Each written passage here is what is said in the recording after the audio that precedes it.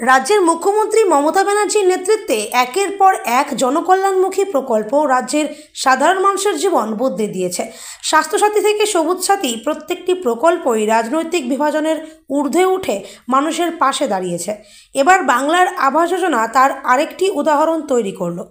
দক্ষিণ দিনাজপুরের বালুরঘাট ব্লকের চকভ্রেগু এলাকার বাসিন্দা মিনতি মণ্ডল দাসের পরিবার দীর্ঘ 20 বছরের বেশি সময় ধরে বাম দলের অনুগামী। দীর্ঘ বাম আমলেও তাদের পরিবার কোনো সরকারি সুবিধা পায়নি বলে জানান মিনতি দেবী। একটি ভাঙাচোরা মাটির ঘরে বহু বছর ধরে দিন কাটিয়েছে তাদের পরিবার। তবে মুখ্যমন্ত্রী মমতা ব্যানার্জির বাংলার আবাস যোজনা প্রকল্পের মাধ্যমে তাদের ভাগ্যের পরিবর্তন ঘটেছে। এবার সেই বাম সমর্থক পরিবারটি একটি পাকা বাড়ি পেতে চলেছে। ইতিমধ্যে বাড়ি তৈরির কাজ শুরু হয়ে গেছে। মুখ্যমন্ত্রী ও তার সরকারকে কৃতজ্ঞতা জানিয়ে পরিবারটি জানিয়েছে এই উদ্যোগ তাদের জীবনে নতুন আলো এনে দিয়েছে। এই ঘটনা মমতা ব্যানার্জির সরকার যে রাজনীতির ঊর্ধ্বে উঠে মানুষের পাশে দাঁড়াচ্ছে তা আরও একবার প্রমাণ করলো। এই যে আবাস যোজনার যে ঘর পেয়েছেন আপনার এতদিন ধরে, যে এই ঘরের মধ্যে আছে, কেমন লাগছে? আমাকে ভালো লাগছে। এখন আমাদেরকে শুনেছি আপনাদের পরিবার বামপন্থী পরিবার ছিল, এবার সেই পরিস্থিতিতে এখন যে এই আমলে যে ঘরটা পেলেন, কি বলবেন?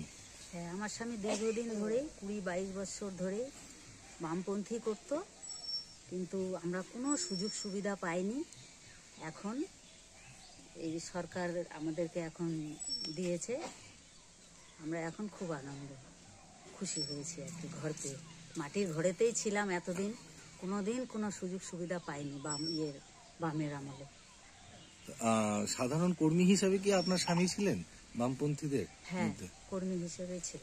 না কোনো বড় জায়গায় তার না, কোনো বড় জায়গায় না, কিন্তু খুব খেটেছে আগে। দিন রাত মানে 12টা কি 1টা কি 2টো কি বাড়িতে আসতো সেই সময়। তো কেমন লাগছে এখন এই যে যাওয়ার মধ্যে দিয়ে যে মানে কোনো ভাগ বিভাজন থাকলো না, এই জিনিসটা কেমন লাগছে, আপনি কিভাবে দেখছেন?